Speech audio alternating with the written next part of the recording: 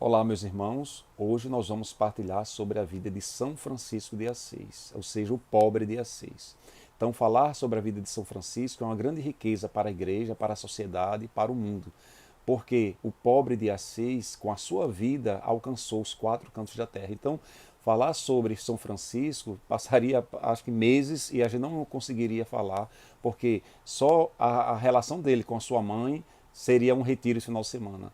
A relação dele com os seus três companheiros, Frei Leão, Frei Rufino e Frei Ângelo, daria outro retiro. Então, a sua experiência com Clara também daria. Então, assim, a gente vai, com a luz do Espírito Santo, se basear nos pontos principais e depois vocês vão descobrir, procurando, pesquisando, porque é impossível nesse breve momento partilhar sobre a riqueza. Então nós vamos no GT em alguns pontos principais, principalmente sobre as obras de São Francisco e também algumas frases desse homem, desse jovem que alcançou todo mundo. Ele que foi um restaurador, né? O Espírito Santo se utilizou dele para trazer para a sua época a restauração, uma restauração que nem ele mesmo imaginava de alcançar toda a igreja.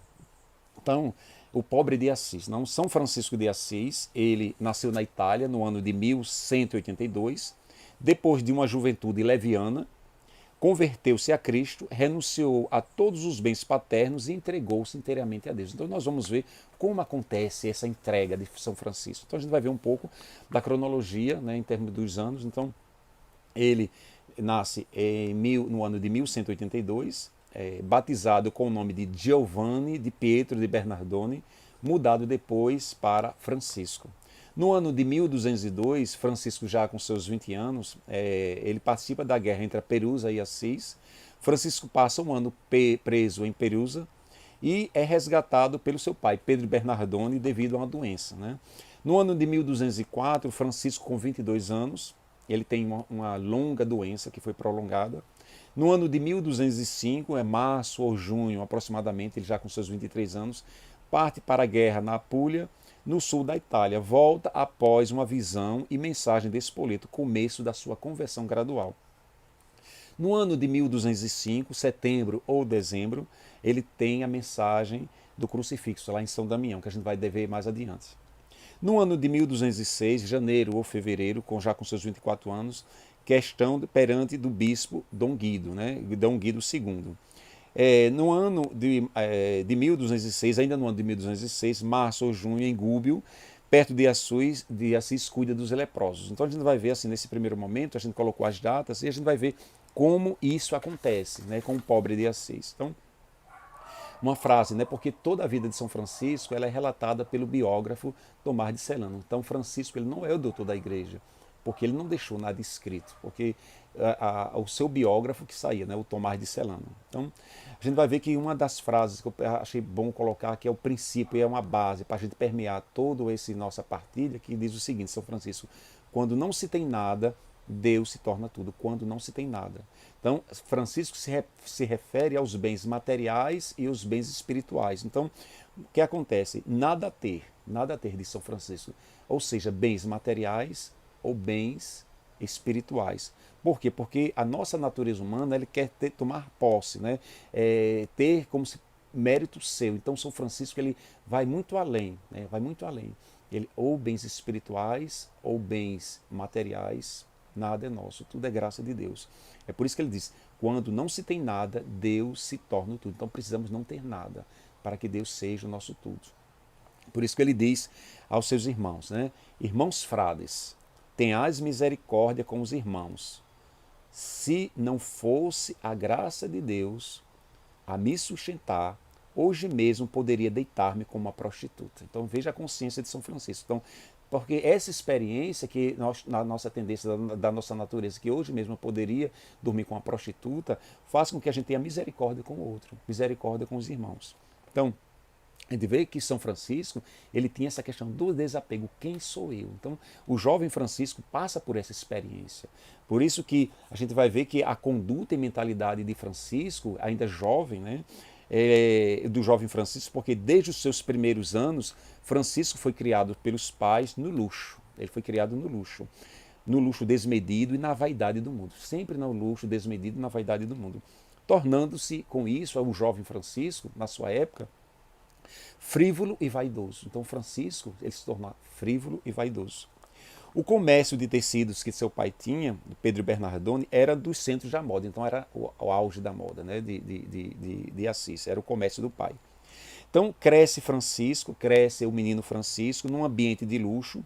Ele não tinha uma aparência muito bela, Francisco não era um rapaz muito belo, porém era agradável, era conservador e amigo encantador, ele atraía os jovens, né? Então ele tinha esse carisma de atingir a juventude, de se relacionar. Ele arrastava consigo sempre uma multidão de jovens que estavam habituados a tudo que era visto. Então, se ele gostava de cantar, de fazer orgias, festas à noite. Então, ele muitas vezes não participava, mas ele ficava cantando, cantarolando. Então, essa era o perfil do jovem de Assis, do pobre de Assis, né? Então, Francisco, ele era um líder, né? Francisco era um líder, representou um papel muito importante na consciência do jovem de sua época, porque ele tinha esse carisma de se relacionar. Ele é como se fosse hoje um formador de opinião, aquele jovem. Então, nas festas noturnas, Francisco gostava de tocar, cantar para as danças dos jovens. Ele gostava de ver os jovens dançando, né? Vendo as damas, os cavalheiros. Raiava o dia nessas festas. Então, Francisco, o jovem de Assis, ele raiava o dia, né, dessas festas. Então, quando ele saía, né, das festas, ele fechava aquelas tabernas, fechava, e quando saía, os jovens começavam a cantar: rei, rei, rei, Francisco é nosso rei. Para vocês verem como realmente Francisco, esse jovem, ele atraía os jovens, ele conquistava a juventude da sua época. Então, esses jovens eram capazes de empolgar noites seguidas na cidade de Assis, os espectadores. Então, assim, a fama de Francisco, ele crescia, como aquele que, quando eles ele não saía, iam buscar ele na sua casa. Nesta época, tratava-se, nessa época de Francisco, na sua juventude, travava-se, né, uma luta oficial entre os partidários do Papa e os partidários do Imperador.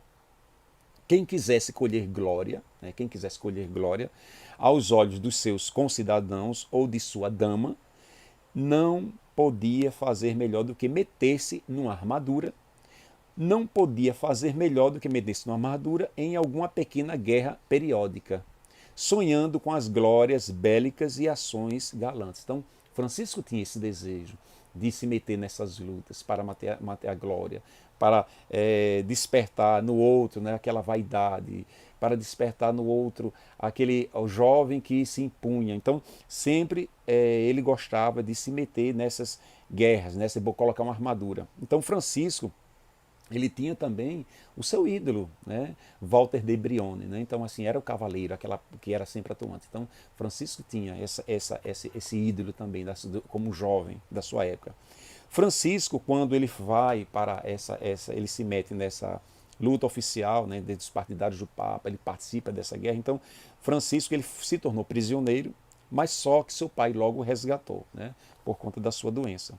Em sua ambição, o jovem Francisco via seu futuro no campo de batalha. Então, Francisco via, a gente não vai se deter nos detalhes, eu estou dando assim, uma passagem, né, da vida mundana de Francisco, do jovem Francisco. Então, em sua ambição, via seu futuro no campo de batalha, onde eram disputadas na época as guerras entre as cidades e a reconquista de lugares santos. Então, existia muito a guerra entre as cidades, as rivalidades entre as cidades e as guerras chamadas guerras santas, onde fazia aqueles cavaleiros para reconquistar lugares, né, santos, que foram saqueados. Então, Francisco, como eu falei um pouco atrás, é Walter de Brienne. Né? Walter de Brienne era o grande líder da juventude. Então, Francisco tinha assim, um grande desejo de conhecê-lo, de estar com ele, de imitá-lo. E Walter de Brienne saiu à frente de uma tropa que foi feita nessas lutas de reconquista de lugares santos. Então, o Walter de Brienne saiu à frente das tropas pontifícias e Francisco desejava aliar-se a essa tropa. Aliar-se não às tropas, não no sentido de reconquistar os lugares santos, mas por conta do seu líder, daquele ídolo que ele fascinava e ele idolatrava. Então, ele desejava se unir a ele. Mas no meio do caminho, nessa viagem, que ele vai com Walter de Brienne, Francisco tem um sonho, a gente está resumindo aqui, que a gente não vai se deter nos detalhes. Francisco tem um sonho e volta de Apulia para Assis. Ele volta por conta desse sonho que ele teve. E de volta, guarda para sempre. Então aí ele volta, né? Isso aí dá um longo, se a gente fosse falar sobre isso, daria mas eu estou dando uma breve passagem. Francisco de volta, ele guarda para sempre sua armadura, para outra vez ficar no meio de fardos, de panos e no balcão da loja de seu pai. Então ele volta e volta para a sua vida, para o seu cotidiano, tomando conta da loja de seu pai. Então o que acontece?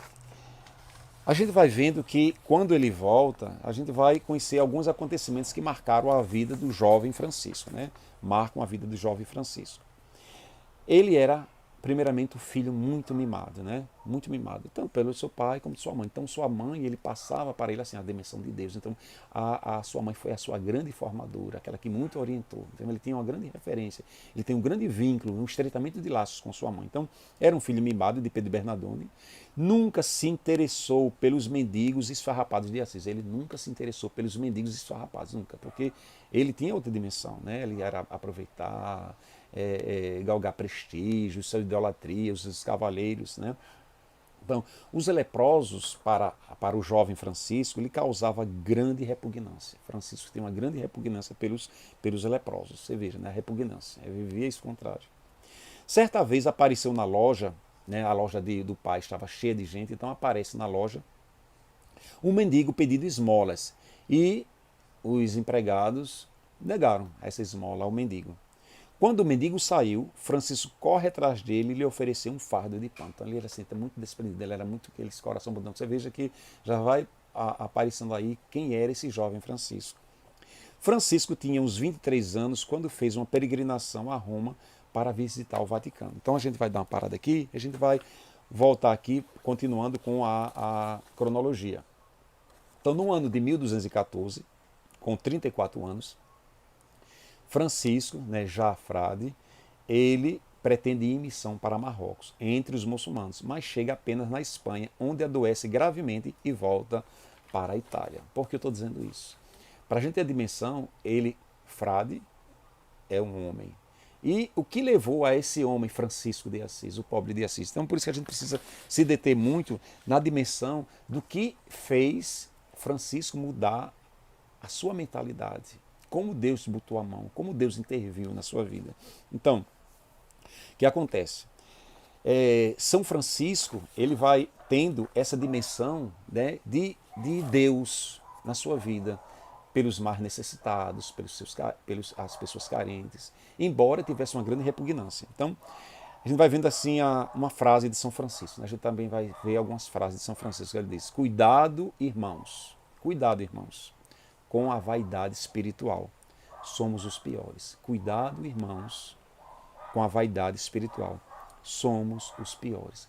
Por que Francisco dizia isso? Porque ele viveu o contrário. Ele teve uma experiência contrária. Ele teve uma experiência de conversão. Ele experimentou a sua miséria. Então, Francisco, né? A gente vai vendo aqui quando ele retoma os negócios do pai, quando ele vai para a loja, quando ele tem essa aversão pelos leprosos, mas dentro dele alguma coisa o atraía. Então, quando aquele jovem, aquele mendigo aparece na loja que é renegado a esmola, ele corre atrás. Então, Francisco ele tinha uns 23 anos quando fez uma peregrinação a Roma para visitar o Vaticano. Tendo entrado na Basílica de São Pedro, Francisco percebeu que se davam esmolas muito insignificantes. Veja, atento, né? Ele tinha esmolas insignificantes. Francisco, o que é que ele faz? Veja como ele era muito, né? Aquele jovem muito impetuoso, muito formador de opinião. Francisco troca de roupas com o mendigo e senta na escadaria para pedir esmolas após ter dado todo o dinheiro que ele tinha levado consigo para essa viagem. Então ele pega, dá todo o dinheiro que ele tem aos pobres e ainda troca de roupa com o mendigo e começa a mendigar na escada do Vaticano. De volta a Assis, Francisco começa a ter por vil aquilo que antes admirava. Então ele começa a olhar aquela vida do seu pai, a ganância do seu pai, a avareza do seu pai, tudo era o dinheiro e ele tem uma repugnância. Então de volta a Assis, Francisco começa a ter por vil aquilo que antes admirava. Mas ainda não fazia com toda a verdade, pois estava preso à sua vaidade, ainda ele estava preso à sua autoimagem, ele estava ainda preso aos seus ídolos. Francisco tinha espontaneidade que se entregava às suas alegrias terrenas. Então ele se entregava totalmente às suas alegrias terrenas. Ele recupera a saúde, né? Quando ele recupera a saúde, ele se entrega aos seus prazeres de festas noturnas. Então mesmo depois dele ter vivido toda essa dimensão, problema de saúde, ele vai e volta de novo às festas noturnas e a cuidar também dos negócios do seu pai. Então ele vivia nas festas noturnas e cuidando das coisas, dos negócios do seu pai. Mas alguma coisa nele impulsionava para os necessitados, para o pobre, embora tivesse uma grande aversão aos leprosos. Então os dias, as semanas se passam, respondia aos convites dos rapazes, dos seus colegas, que o proclamavam rei das festas, mas algo dentro de Francisco mudara, e nem ele mesmo sabia. Começava uma mudança interior em Francisco, a mudança interior. Sente-se tomado por uma contínua falta de paz. Veja, então Francisco se vê tomado por uma falta de paz interior. Ele não consegue ter essa paz interior. E ele diz, é uma frase que eu acho fantástica também, que eu coloquei aqui para vocês: o Senhor não encontrou uma criatura mais miserável do que eu para a obra admirável que Ele quer realizar. Foi por isso que Ele me escolheu, para confundir a beleza, a grandeza, a força, a sabedoria, dizia Francisco. Francisco começa a se questionar, veja, ele começa diante dessa, imagina a cabeça desse jovem, né? Alguma coisa mudara dentro dele, então ele começa a se questionar. Então o campo de sua consciência se reduz, começa a voltar cada vez mais ao fundo da sua existência, ele começa a se voltar cada vez mais ao fundo da sua existência. Quem sou eu? Quem sou eu? Francisco não tem mais sossego, aquela angústia bate o seu interior, a falta de paz interior. Seus jovens amigos sentem, percebem a sua mudança. Então, aquelas pessoas que conviviam com ele, os jovens, né, os seus colegas de noturnas, de festas, começam a perceber a sua mudança. Então, ele dizia, onde está aquele jovem que gostava das orgias noturnas? Onde está aquele jovem que dirigia os cânticos e competia com todos? Onde está esse jovem? Desapareceu. O coração de Francisco já estava em outro lugar. Então, o coração, nem Francisco sabia, mas o coração de Francisco já estava em outro lugar. Então, Francisco, na realidade, ele foi visitado por Deus sem saber e passa a achar tudo sem substância. Então, ele começa a achar na sua vida tudo sem substância. Nada tem valor. Ele não consegue mais reconhecer na sua vida aquilo que ele sempre admirava. Então, a gente vai ver aqui mais uma frase de São Francisco, que ele diz o seguinte: Irmão Leão, né, que a legenda dos três companheiros, os grandes amigos de Francisco. Embora Bernardo foi o primeiro, né, a se unir a ele, mas Frei Leão, Frei Ângelo e Frei Rufino, que diz o seguinte: Irmão Leão, não se iluda, pois até o último instante o homem velho está se levantando dentro de nós. Como ele tinha essa consciência, diante dessa experiência.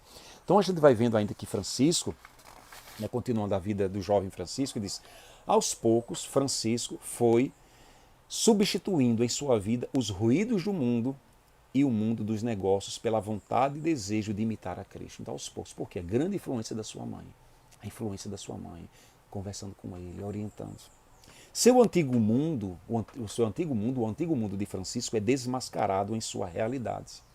Seus amigos já percebem que algo está diferente no jovem Francisco, alguma coisa está diferente no jovem Francisco. Francisco encontra uma desculpa. Veja a desculpa de Francisco. Ele fala alegoricamente de um tesouro encontrado. Ele fala. E de uma noiva. A noiva. Que é o quê? A comunhão com Cristo. Então Francisco, aos seus olhos pasmados, revela-se o absoluto que supera o relativo. Então, aos olhos pasmados do jovem Francisco, revela-se o absoluto, que é Deus, que supera o relativo da sua medíocre vida, da sua vaidade, dos seus ídolos. Então, seu antigo mundo é desmascarado. Interiormente, o antigo mundo de Francisco é desmascarado. Começa, então, um processo de mudança interior na vida do jovem Francisco, do pobre de Assis. No fundo, o seu coração muda a visão da vida. O seu coração muda a visão que ele tinha da vida.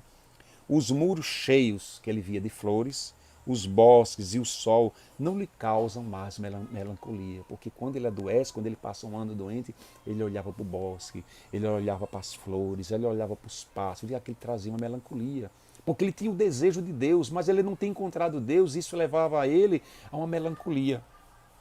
Então se torna evidente para o jovem Francisco que Deus é um Deus oculto, oculto no outro e na natureza. Então se torna claro que esse Deus oculto, ele se torna oculto no outro e na natureza, que depois ele vai encontrar.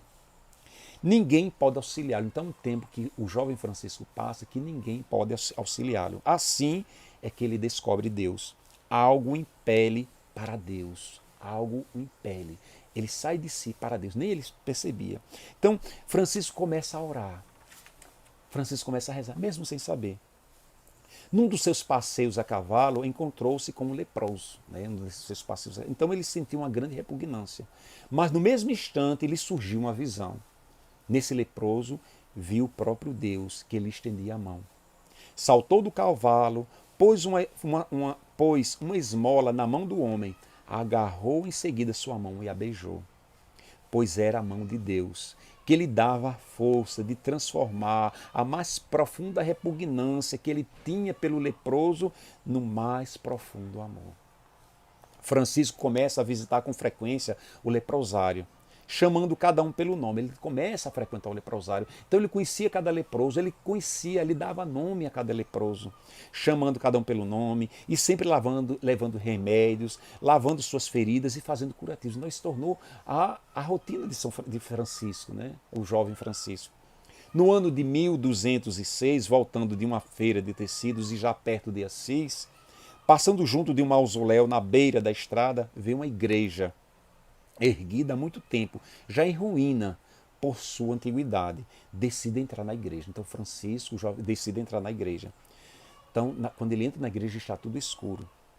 Mas só que quando ele vê uma breve penumbra, uma luz perto do altar, e sente-se atraído e se ajoelha diante de um crucifixo pintado de 2 metros de altura. Olhou longamente para esse crucifixo. Era um crucifixo diferente. Não expressava dor, o crucifixo. Não expressava dor e nem causava pena. Tinha os olhos negros bem abertos, ele olhando para o crucifixo. Então, foi seduzido, Francisco naquele momento ele foi seduzido, né? Ele entrou em êxtase, então foi seduzido pelaquela expressão de calma naquele momento. Então Francisco ficou imóvel diante do crucifixo. Não se sabe por quanto tempo. Nesta manhã, onde Francisco, diante do crucifixo, elevando a sua voz diante de Cristo bizantino, dizia: glorioso e grande Deus, meu Senhor Jesus Cristo, vós que sois a luz do mundo, coloca claridade, eu vos suplico. Nos abismos escuros do meu espírito, ele dizendo, adiante do crucifixo, nos abismos escuros do meu espírito, dai-me 3 presentes. Veja os 3 presentes que ele diz diante do crucifixo bizantino. Dai-me 3 presentes. A fé, firme como a espada, a esperança larga como o mundo, o amor profundo como o mar. Além disso, continua a oração, além disso, querido Senhor, peço-vos ainda um favor, que todas as manhãs, ao raiar da aurora, amanheça como um sol diante de minha vida a vossa santíssima vontade, para que eu caminhe sempre em vossa luz e tende piedade de mim, ó Jesus. Então foi essa a oração que ele fez diante do crucifixo bizantino, então que marcou a vida de Francisco. E neste momento que o surpreende o êxtase místico, nesse momento que muitos estudiosos consideram como ponto decisivo da mudança do jovem Francisco. Esse momento foi um momento decisivo. Ele ouve uma voz, então nesse momento, quando ele expressa essa sua oração, ele ouve uma voz como vinda do crucifixo: Francisco, você não vê como a minha casa está caindo em ruínas? Conserte-a para mim. Então, ele escuta a voz vinda do crucifixo. Francisco não tinha ideia daquela palavra, não era a estrutura física que a voz se referia, não era a estrutura física. Diante da mudança de Francisco, seu pai, Pedro Bernardone, começa a persegui-lo e deixá-lo preso em casa. Então a gente não vai se deter nos detalhes. Não, aí onde entra, quando ele se aproximou muito mais da sua mãe. Então a gente não vai se deter nos detalhes dessa perseguição que o pai começa a fazer em cima do jovem Francisco. Então, o pai de Francisco, Pedro Bernardone, não aceitava a postura do seu filho. Francisco não aceitava. Vendo Pedro Bernardone que não podia afastar Francisco deste caminho, o pai procurou reaver o dinheiro que ele tinha gasto, né? Tudo aquilo que ele saía tirando e dando aos pobres, tirando e dando aos pobres, que ele gastou com os pobres. Seu pai o levou diante do bispo para que renunciasse à sua herança, que ele não vai se deter nos detalhes, ele pega Francisco na cidade de Assis e leva diante do bispo, para que ele renunciasse à sua herança, né, do Pedro Bernardone, e que devolvesse o que possuía, o que ele tivesse, porque Francisco saía pegando tudo, os fardos de linho, e saía dando aos pobres. Então, o que é que Francisco faz quando a multidão toda de Assis, ele diante do bispo, o pai arrasta ele diante do bispo, diz o que o Francisco está fazendo, só que o pai tem uma grande surpresa, né, que ele leva quando ele está diante do bispo. Francisco não hesitou nesse momento, né, quando ele estava diante do bispo, sendo acusado pelo pai, Francisco não hesitou, estou resumindo aqui, Francisco não hesitou, nem esperou que falassem, nem ele mesmo falou, Francisco não falou. Em silêncio, se despiu, jogou suas roupas no chão e as devolveu ao seu pai. Ficou completamente nu. Francisco quebra o silêncio e diz: daqui em diante poderei dizer com toda liberdade: Pai nosso que estás no céu. Pedro Bernardone não é mais meu pai. Nu eu irei ao encontro do meu Senhor. Então a gente vai vendo que São Francisco ele começa ter outra postura. Então a gente vai aqui com mais outras frases de São Francisco. Ele diz o seguinte: ninguém se considere servo de Deus senão só depois de haver sofrido provações e angústias.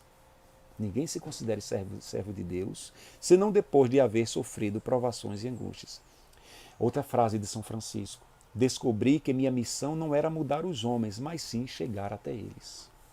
Sou filho do barro, porém não preciso me assustar. A misericórdia de Deus é maior do que a minha fragilidade. A misericórdia de Deus é maior. Precisamos estar de prontidão em servir os outros com acolhimento extensivo a todos que nos procurarem. E outra frase de São Francisco: pregue o evangelho e quando for necessário, use as palavras. Pregue o evangelho, quando for necessário, use as palavras. E continuando, agora Francisco é um homem livre, depois que ele fica nu diante do pai. Pedro Bernardone não é mais meu pai. Então ele se torna um homem mais livre. Não estava vinculado a nada. Não estava vinculado a nada. Tendo Deus, tinha tudo. Mas para ter Deus, teve que despojar-se de tudo. Começa a restaurar a igreja de São Damião, porque na cabeça dele não era uma restauração espiritual. Não era ele essa restauração, como a gente também não vai entrar no sonho que ele teve, né, do Papa, que o sonho do Papa. A gente não vai entrar nesse detalhe, porque vocês devem conhecer. Então a gente vai se deter a alguns pontos específicos. Então começa a restaurar a igreja de São Damião, pedindo ajuda junto com os seus primeiros companheiros, a toda a sociedade de Assis. Então, com o tempo, a gente vai percebendo que a restauração era a própria vida de Francisco. A restauração dentro da igreja não era a igreja material, não era a igreja física. Então, lá na legenda dos três companheiros, Frei Leão, Frei Rufino e Frei Ângelo, a gente vai perceber muito bem isso, que a gente não vai se deter na legenda dos três companheiros. Então, os seus primeiros confrades, né, a se unir a São Francisco nessa restauração, que a princípio ele achava que era uma restauração física, né, humana, né, nas estruturas, foi Frei Bernardo, o seu primeiro companheiro, depois veio Frei Felipe, Frei Iluminado, Frei Maceu e Frei João. Então, a gente vai se deter agora na verdadeira e perfeita alegria que Francisco dizia, né, a Frei Leão. Certa vez, né, então, Francisco ele vai descrever aqui o que é a perfeita alegria. Mas antes, eu gostaria de ler para vocês como Francisco ele se dirigia aos jovens, né, ele se dirigia aos frades. Ele dizia muitas vezes que quando o frade procurar um irmão, procurar uma pessoa que está no mundo, oferece tudo, oferece a misericórdia. E se ele não quiser mais, vai buscá-lo, vai atrás dele e oferece a misericórdia, porque é essa experiência que Francisco teve. Então, esse desejo de Francisco em oferecer essa misericórdia de Deus a todos, independente, faz com que, quando ele viaja, né, quando ele tem aquele desejo de martiria, Francisco vai para as cruzadas e no caminho ele para, ele conhece o sultão, também não vou deter, lá no caminho de Jerusalém, e o sultão chega para ele e diz: Francisco, você não me converteu à sua religião, ao cristianismo, mas você ganhou um amigo. E a gente vê que até hoje Francisco, existem conventos franciscanos por conta dessa amizade de Francisco e o sultão. Porque esse era a essência de Francisco, chegar aos homens. Não convertê-los, mas chegar aos homens. Então por isso que Francisco vai dizendo aqui o que é a verdadeira e perfeita alegria, que a gente não poderia passar. É tanta coisa rica na vida de Francisco que infelizmente nós não podemos passar tudo, mas a gente vai passando, é essencial. Então Francisco descreve o perfil do frade perfeito. Ele diz o seguinte: no rigoroso frio de inverno, Francisco ia com Frei Leão de Perúzia a Santa Maria dos Anjos. Iam conversando, ele e São Francisco. Conversando ele e São Francisco. Ó irmão Leão, dizia Francisco, ó irmão Leão, ainda que o frade menor desse na terra inteira grande exemplo de santidade e de boa edificação, escreve, todavia, e nota diligentemente que nisto não está a perfeita alegria. E continua caminhando. E andando um pouco mais, chama Leão pela segunda vez. Irmão Leão, ainda que o frade menor desse vistas aos cegos, curasse os paralíticos, expulsasse os demônios, fizesse os surdos ouvirem e os coxos andarem, falarem os mudos e mais ainda ressuscitasse os mortos de 4 dias, descreve que nisto não está a perfeita alegria. E andando um pouco mais, Francisco grita com força: ó irmão Leão, ovelhinha de Deus, ainda que o frade falasse com a língua dos anjos e soubesse o curso das estrelas e as virtudes das ervas, e lhe fossem revelados todos os tesouros da terra, e conhecesse as virtudes dos pássaros, e dos peixes, e de todos os animais, e dos homens, e das árvores, e das pedras, e das raízes, e das águas, escreve, irmão Leão, que não está nisso a perfeita alegria. E a conversa continua com Francisco, né, junto com o irmão Leão. E ele continua: e mesmo que todos os mestres de Paris entrassem na ordem, não está aí a perfeita alegria. E igualmente, se entrassem na ordem todos os prelados do além-Alpes, arcebispos, bispos e o próprio rei da França e o rei da Inglaterra, mas ainda não está aí, irmão Leão, a perfeita alegria. E se eu receber tanta graça de Deus para curar os enfermos e fazer muitos milagres, digo-te que em tudo isso, Frei Leão, não está a verdadeira e perfeita alegria. E caminhando um pouco, Francisco chamou em alta voz: ó irmão Leão, ainda que o frade menor soubesse pregar tão bem, que convertesse todos os fiéis à fé cristã, escreve, não está nisso a verdadeira alegria. Assim falava Francisco, por mais de 2 milhas de caminho. Por fim, o irmão Leão, só escutando o irmão Francisco, o pai Francisco, muito admirado, tomou a palavra e disse: pai, diga-me, pelo amor de Deus, onde está a perfeita alegria? Assim Francisco respondeu: ao chegarmos, daqui a pouco, a Santa Maria dos Anjos, inteiramente ensopados pela chuva e tremendo de frio, enlameados e aflitos de fome, e estando tão frio que na extremidade da túnica se transformaram em caramelos de gelo que me batem continuamente nas pernas, fazendo sangrar as feridas. Ao batermos a porta do convento e chamar por muito tempo, chega o irmão porteiro, irritado, e pergunta: quem são vocês? E nós dissermos: somos 2 dos vossos irmãos. E ele disser: não dizem a verdade, são 2 vagabundos que andam enganando o mundo e roubando as esmolas dos pobres. Fora daqui! E continua: vai-te embora, não é hora própria de chegar, não entrarás. E ao insistir ele responde: quê? Vai-te daqui.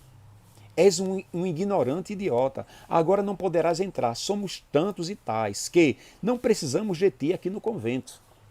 E fico sempre diante da porta. Aí Francisco diz: e fico sempre diante da porta e digo: por amor de Deus, acolhei-nos por esta noite. E ele responde, continua Francisco dizendo a Frei Leão, e ele responde: não farei, vai aos crucíferos e pede por lá. E ele não abrir a porta e deixar-nos ficar ao tempo, a neve e a chuva com frio e até a noite? Pois bem, diz ele a Frei Leão, pois bem, se suportarmos, irmão Leão, tal injúria e tal crueldade, tantos maus tratos com paciência, sem nos perturbarmos e sem murmurarmos contra ele, contra o irmão porteiro, e pensarmos humildemente e com caridade que o porteiro verdadeiramente nos tinha reconhecido e que Deus o fez falar contra nós. Dois pontos. Ó irmão Leão, escreve que nisto está a perfeita alegria, a verdadeira virtude e salvação da alma. Repetindo, ó irmão Leão, escreve que nisto está a perfeita alegria, a verdadeira virtude e salvação da alma. E se perseverarmos a bater e ele sair furioso, e como a importunos malandros nos expulsar com vilanias e bofetadas, dizendo, fora daqui, ladrõezinhos, vis, vão para o hospital, porque aqui ninguém lhes dará comida e nem cama. Se suportarmos isso, irmão Leão, pacientemente, com alegria e bom coração, ó irmão Leão, escreve que nisto está a perfeita alegria. E se ainda insistir, constrangidos pelo frio e pela noite, batermos mais e pedirmos pelo amor de Deus com muitas lágrimas, que nos abra a porta e nos deixe entrar, e se ele mais escandalizado disser, vagabundos importunos, pagar-lhe-eis como merece, e sair com um bastão nodoso, e nos agarrar pelo capuz, e nos atirar no chão, e nos arrastar pela neve, e nos bater com um pau de nó, se nós suportarmos todas essas coisas pacientemente e com alegria, pensando nos sofrimentos de Cristo bendito, as quais devemos suportar por seu amor, ó irmão Leão, escreve que aí e nisso está a perfeita alegria. E ouve, pois, a conclusão, querido irmão Leão, acima de todas as graças e todos os dons do Espírito Santo, os quais Cristo concede aos amigos, está o de vencer-se a si mesmo. Estaremos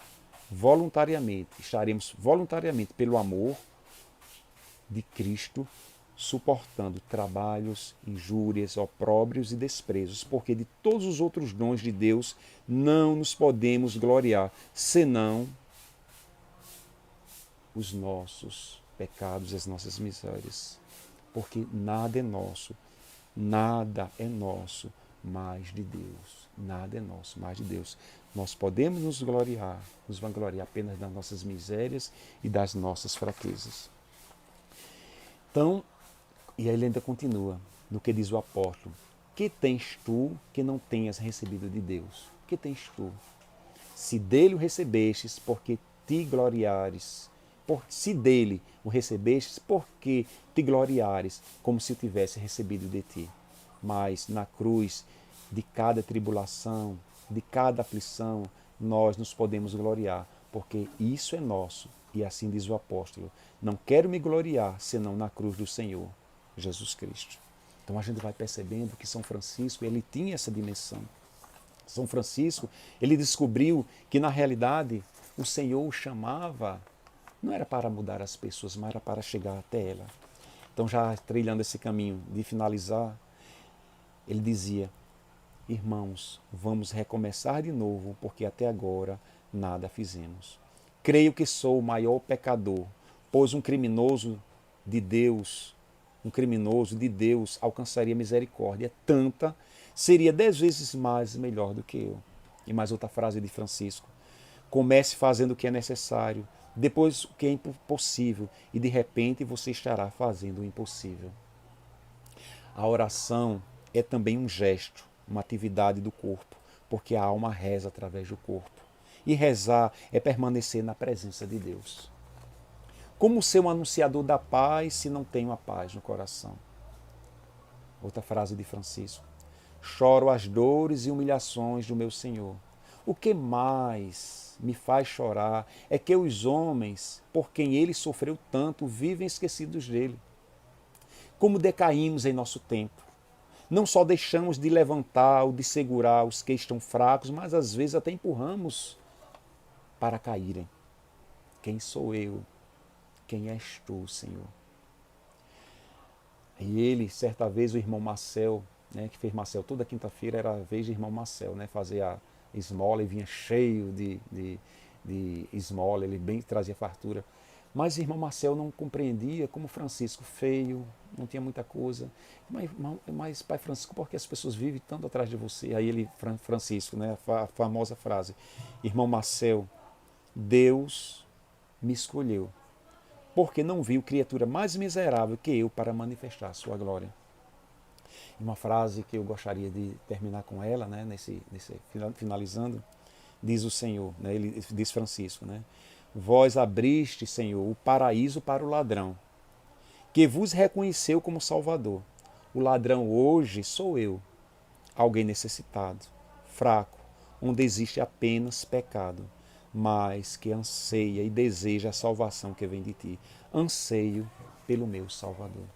Então a gente vê que São Francisco, ele passa por um grande período perto do final da sua vida, ele vê o irmão Elias, o Frei Elias, mudar algumas coisas da ordem, Francisco fica cabisbaixo, fica triste. Frei Rufino, ele tem problemas de relacionamento com Frei Rufino, que Frei Rufino se afasta dele porque ele fica cabisbaixo. E nisso Clara intervém e diz, Pai Francisco, porque ele vê toda a ordem em algumas coisas mudarem, e ele diz, Clara diz para Francisco, Pai, estás apegado à obra de Deus ou ao Deus da obra? Então, quantas vezes nós vemos algumas coisas acontecendo, mas a gente precisa estar apegado ao Deus da obra, não à obra de Deus. Então, Francisco, no ano de 1226, ele vai para a Sena para tratamento. Em junho, volta para Porciúncula. Em agosto, ele vai para as colinas de Nocera. Em setembro, a sua saúde piora. Então, ele, sentindo a eminente morte, pede para ser levado para Porciúncula. Nos últimos dias de sua vida, dita o seu testamento. Então, o Alto Testamento é de incalculável valor, o Alto Testamento de São Francisco, para a vida não só dos franciscanos, mas para todo o mundo, para toda a sociedade. São propósitos de tão homem singular que foi São Francisco. Então, com a proximidade da sua morte, pede para o deixarem nu e colocarem no chão. Depois aceita, emprestado, que o guardião lhe dá, umas vestes que o cobre. Ele pede para ler o Evangelho da última ceia e abençoa os seus filhos, presentes e futuros. Então, no dia 3 de outubro de 1226, à tarde, com 45 ou 46 anos, Francisco morre cantando. No dia 4 de outubro, é sepultado na igreja de São Jorge, em Assis. O cortejo fúnebre passa pelo mosteiro de São Damião para a despedida de Santa Clara. No dia 16 de julho de 1228, 2 anos depois, Francisco é canonizado. Então, essa bela, breve partilha da vida de São Francisco, gostaria de encerrar lendo essa frase que, assim, para mim é de suma importância, porque Francisco de Assis foi aquele homem que a sua vida foi um grande testemunho, a sua vida, né? São Tomás de Celano, como eu falei, Tomás de Celano, biógrafo, foi que faz esses relatos, né? Belíssimos, que servem para, inclusive, o milênio passado ele foi escolhido a personalidade do milênio, São Francisco, pela sua vida, que alcança todos, independente do credo.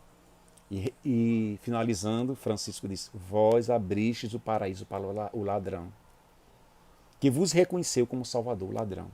O ladrão hoje sou eu, alguém necessitado, alguém fraco, onde existe apenas pecado. Veja, São Francisco, onde existe apenas pecado. Mas anseia e deseja a salvação que vem de ti. Anseio pelo meu Salvador. Então, meus irmãos, que a gente possa, olhando para São Francisco, também dizer, eu sou o ladrão hoje. Então, o ladrão recebe o paraíso que foi aberto pelo Salvador. Então, que o ladrão hoje possa ser eu, possa ser você. Alguém necessitado, como eu e você. Alguém fraco, como eu e você. Alguém que existe só pecado, existe só miséria, mas que anseia e deseja a salvação que vem de Deus, que vem de Cristo. Anseio, que a gente possa dizer como São Francisco, eu anseio pelo meu Salvador, eu anseio por essa salvação. Que a gente possa dizer, quem sou eu, Senhor, e quem és tu? Eu miséria, eu fraco, eu pecador, eu necessitado, mas que a ceia, a salvação que vem desse Deus. Esse Deus que fez com que Francisco restaurasse a sua igreja, não física, mas restaurou com a sua vida, com o seu testemunho. Que possamos ser também restauradores da Igreja de Jesus Cristo com a nossa vida e com o nosso testemunho.